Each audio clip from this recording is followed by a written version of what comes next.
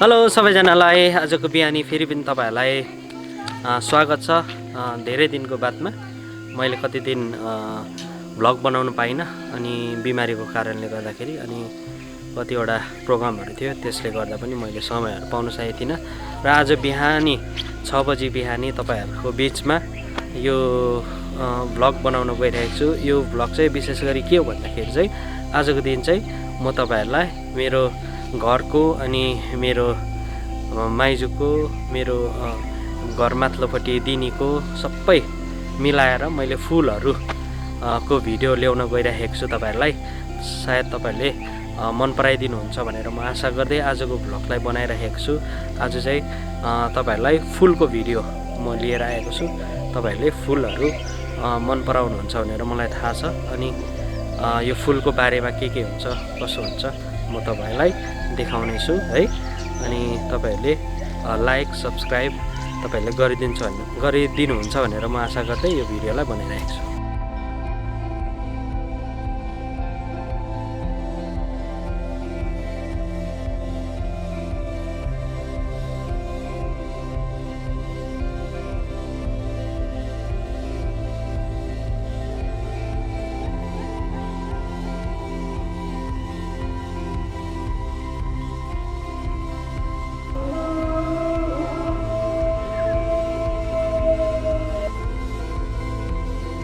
हेर्न सक्नुहुन्छ सुन्तला पनि यसरी फल्छ यहाँनिर। बगनबेली हेरिराख्नु भएको छ। हाम्रो माइजूले एकदम दामी फुलहरु स्याहार्नुहुन्छ। म तपाईलाई फुल देखाउने छु माइजूको।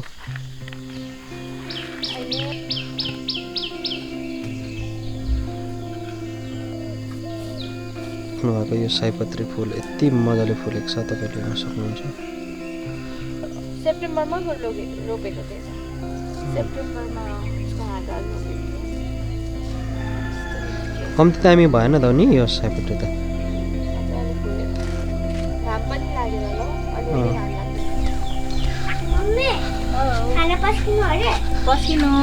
यहाँ तपाईले हेरिराख्नु भएको छ हाम्रो माइजू फुलहरु स्याहार्नु हुँदैछ बिहानै उठेर। अनि सबैजनालाई अनि यो फुलको नाम चाहिँ के हो? के दामी? यसलाई केमेलिया भन्छ। केमेलिया व्हाइट केमेलिया हो। अनि यो सिजनमा यो फुल्छ। अस्ति फुल्दैछ। यो सेप्टेम्बर देखि नै फुल्दै थियो भक्को थियो कि पोपिलासको। अहिले चाहिँ अलमोस्ट डन सक्यो। सकिसक्यो। एक दुईवटा मात्रै बाँकी छ फुल्नु। यता अलिक फुल्छ होला अनि देन डन सक्यो। अनि यहाँ माइजूले यहाँ हेर्नु भएको यहाँ तपाईले हेरिराख्नु भएको यो सयपत्री फुलहरु एकदम दामी फुलाउनु भएको छ माइजूले। यो तपाईले हेर्न सक्नुहुन्छ। यहाँ फुलाउने मान्छे चाहिँ उहाँ नै हुनुहुन्छ। हो तिनीहरु चाहिँ केहरु? यसलाई केला लिली भन्छ। व्हाइट हुन्छ। तपाईले यसको सिजनमा यो फुल्छ। तपाईले आफ्नो हबीको लागि गर्नु भएको कि बेच्नुको लागि तपाईले गर्नु? हैन, आई जस्ट लाइक मलाई मन पर्छ फ्लावरिङ एकदम मन पर्छ। त्यही भएर म चाहिँ कलेक्सन गर्दै रोप्दै गर्छु। तपाईले कोही आउनुहुन्छ अगर चाहनुहुन्छ भने म दिन्छु पनि। म बगानभिला बेच्ने पनि गर्छु। मान्छेहरुलाई दिने पनि गर्छु। कसैलाई चाहियो भने मन्थ अफ जनवरी डिसेम्बरमा म दिन्छु पनि बेच्छु पनि। दामी। यहाँ हेर्न सक्नुहुन्छ माइजूको घर चाहिँ फुलले नै ढाकिसकेको छ। कोलाई मन पर्छ तपाईहरुको घरमा फुल भएको? बिहान अहिले 6:30 हुँदैछ अनि बिहानको घाम टक्कै र हाम्रो माइजूले यहाँनिर बिहानै सब्जीहरु पनि रोप्नु हुँदैछ। माइजू एकदम मेहनतिलो छ।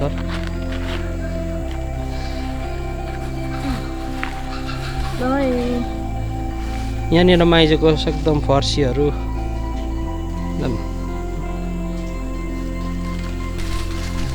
माइजू चाहिँ यसरी बिहान उठेर बिहान कति 4 बजे उठ्नुहुन्छ नि तपाई? 4 बजे उठेर रनिङ गरेर आएर यसरी काम गर्नुहुन्छ। फर्सी कत्रो हो?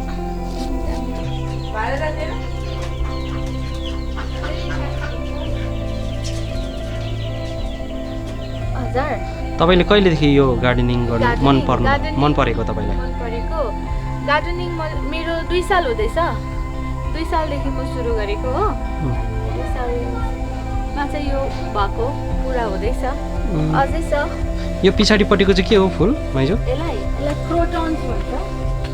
यो क्रोटन्स हो। क्रोटन्स यो चाहिँ फ्लावरिङ गर्दैन हो, यो चाहिँ जस्ट सिनेरी मात्रै हो।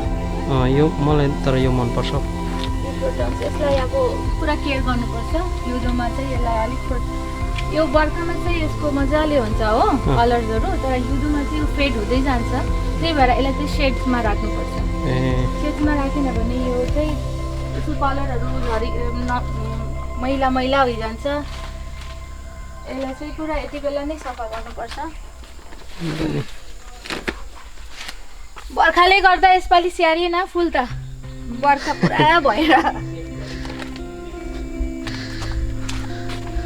त्यसलाई त के पो भन्छ? यसलाई हाम्रो घरमा पनि छ यो चाहिँ स्नेक प्लान्ट।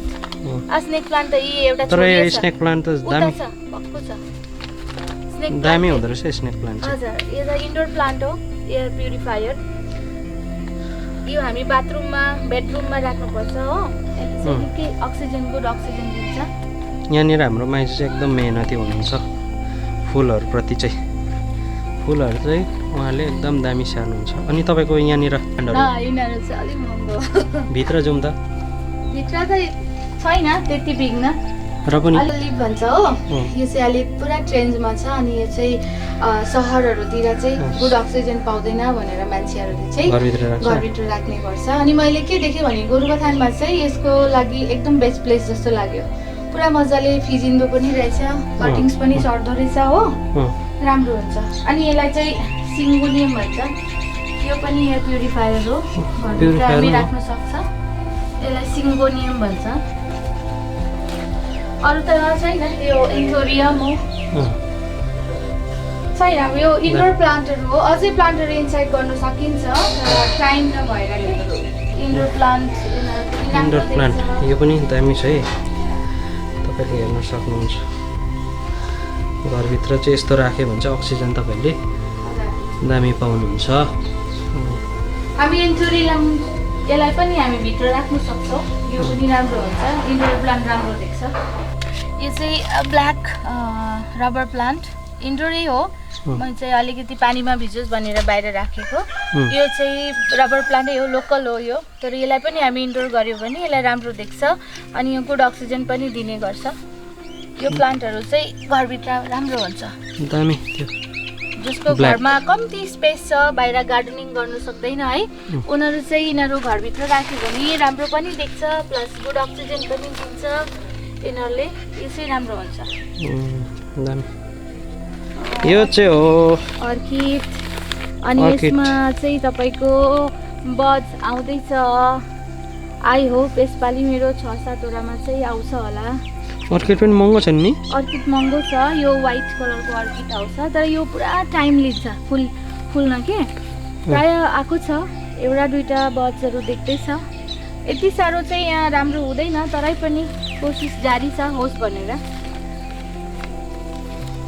दामी हाम्रो माइजूले धेरै अर्किडदेखि लिएर तपाईँहरूले यो बगानविला पनि हेर्नु हुँदैछ।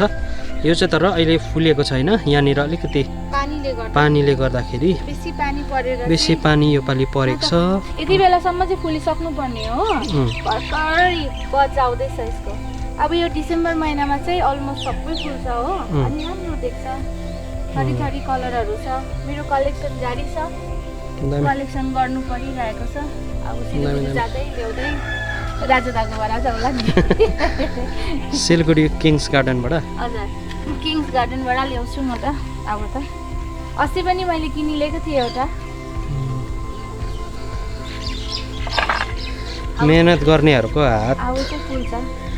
तपाईँले हेरिराख्नु भएको छ, रिजल्ट चाहिँ तपाईँले यसरी पाउनुहुन्छ। फुलहरू तपाईँले यदि आफ्नो घरमा फुलहरू मेहनत गरेर लगाउनुहुन्छ भने चाहिँ यसरी आफ्नो घर चाहिँ दामी देख्छ फुलहरूले गर्दाखेरि। अनि फ्लावर्स स्याहार्दाखेरि चाहिँ आफ्नो मन पनि खुसी हुन्छ हो।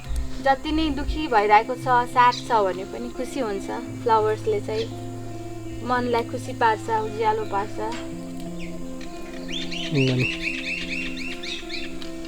यहाँ माइजूले हाम्रो अरेन्जेसहरू पनि गोरुबथानमा अरेन्जको पनि हामी तर्खरमा छौँ। अरेन्ज पनि होस् भनेर फेरि फर्किँदैछ जस्तो लाग्दैछ। र रोपिरहेको छौँ, निकै प्लान्टहरू रोपेको छौँ। अब Orange अलिक केयर गर्नुपर्छ। ओरेन्ज तपाईँले हेरिराख्नु भएको छ, पाक्नु आँटेको छ। खाइसक्यो, 6-7वटा थियो, एउटा मात्रै बाँकी छ अब। फलिराख्नु भएको छ। यो सुन्तला पनि फलिराखेको छ।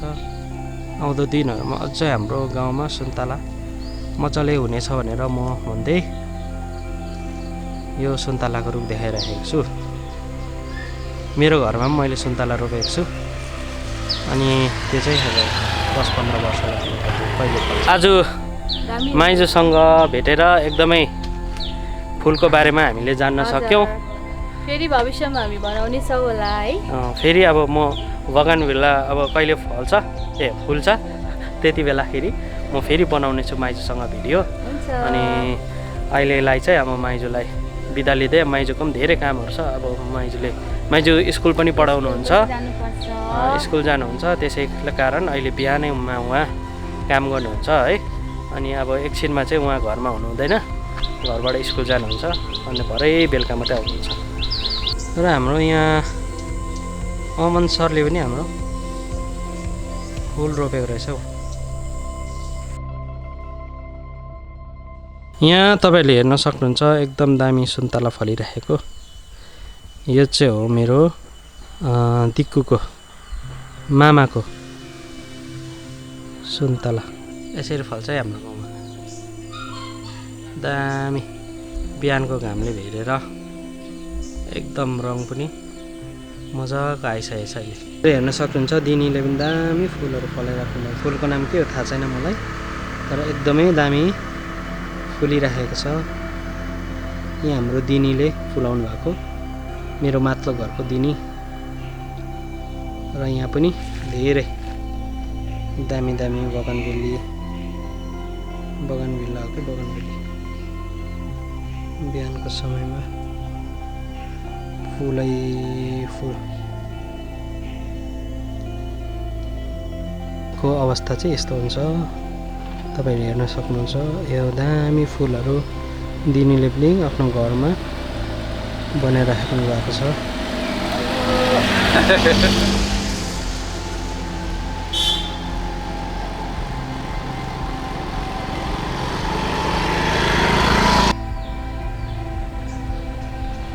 यो प्लान्ट चाहिँ एकदमै महँगो पर्छ है। र यहाँ तपाईँहरूले हेर्न सक्नुहुन्छ यस्तो छ मेवाको रुखहरू। मेवा यसरी फलिरहेको, मजाले बिहानको घाम भेटेर यसमा मजाले कलर आउँछ। सुन्तलाहरू यसरी फलिरहेको छ रोडको छेउमा, दामी। अनि मैले पनि सयपत्रीको फुल चाहिँ रोपेकै हो, तर मेरोमा त भाले परेछ। यो चाहिँ हो मेरो घर। यहाँनिर मेरो घरमा पनि यस्तो फुलहरू फुलिरहेको छ।